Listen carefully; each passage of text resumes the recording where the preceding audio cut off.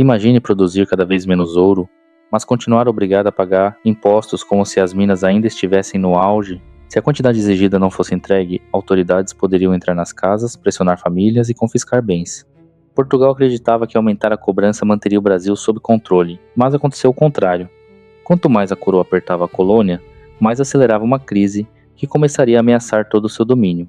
Como Portugal, depois de mais de 2 séculos de colonização, começou a perder o controle do Brasil, a resposta não está em uma única revolta, nem em um único personagem. Ela surgiu lentamente, quando a realidade da colônia deixou de caber nas regras criadas pela metrópole. No século XVIII, o Brasil já não era o território pouco integrado dos primeiros tempos da ocupação portuguesa. A economia havia se diversificado, algumas regiões estavam mais conectadas, comerciantes, proprietários e autoridades locais acumulavam riqueza, influência e interesses próprios. Ao mesmo tempo, o comércio internacional mudava rapidamente. Novas potências ampliavam sua presença no Atlântico.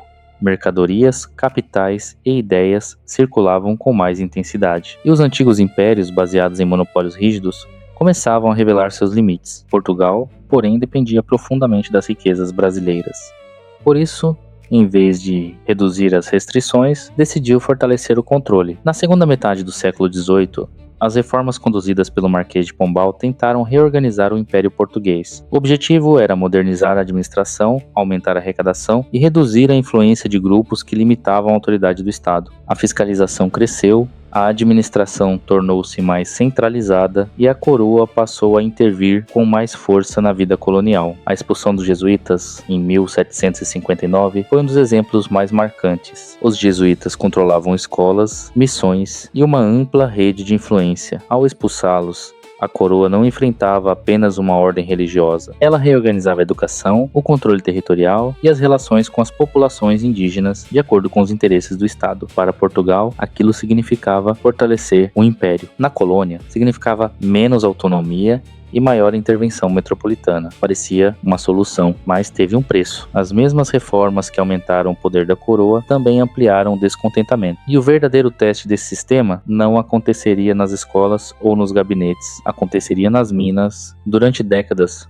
o ouro extraído no Brasil havia sustentado parte importante das finanças portuguesas. No auge da mineração, enormes quantidades do metal atravessaram o Atlântico. Com o tempo, porém, as jazidas mais acessíveis começaram a se esgotar. O ouro não desapareceu de repente. Sua extração apenas se tornou mais difícil, mais cara e menos produtiva. Era preciso trabalhar mais para obter resultados menores. A realidade da mineração havia mudado. A política fiscal portuguesa não. A coroa continuava cobrando o quinto, imposto equivalente a 20% de todo o ouro extraído, também mantinha metas de arrecadação pensadas para um período de abundância. Quando essas metas não eram alcançadas, surgia a ameaça da derrama. A derrama era uma cobrança forçada para completar a quantia que Portugal considerava devida. Bens poderiam ser confiscados. Famílias eram pressionadas. Propriedades podiam ser invadidas pelas autoridades. Para a coroa, era uma forma de garantir receita. Para a população local, era a prova de que Portugal cobrava como se o ouro ainda fosse abundante, ignorando a realidade das regiões mineradoras. E aqui aparece a resposta para a pergunta central.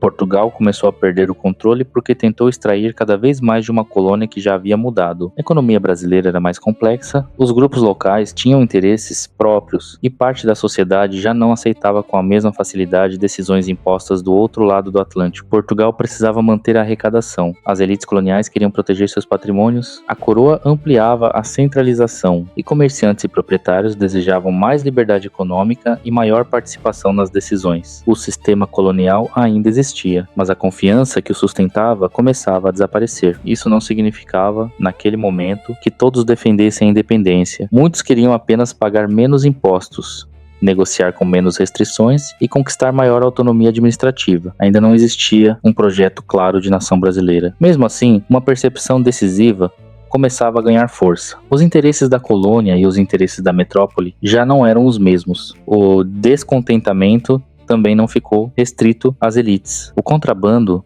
desafiava o monopólio português. Revoltas fiscais contestavam cobranças. Pessoas escravizadas resistiam por meio de fugas, levantes e formação de comunidades. Cada grupo reagia por razões diferentes, mas todos revelavam o mesmo problema: a autoridade portuguesa era cada vez mais questionada. Quanto mais a coroa tentava apertar o controle, maior se tornava o distanciamento político. A crise ainda não tornava a separação inevitável.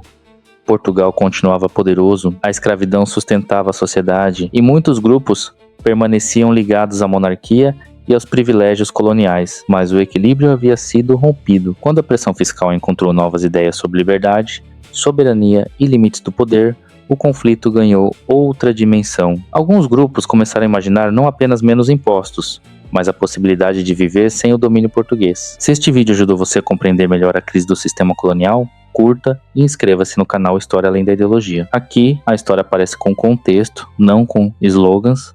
Em Minas Gerais, um grupo começou a discutir a separação política. Entre seus participantes estava um homem que, décadas depois, seria transformado em herói nacional. A Inconfidência Mineira realmente queria libertar o Brasil? E Tiradentes foi mesmo o grande líder que a memória nacional construiu? Essa é a história do próximo episódio.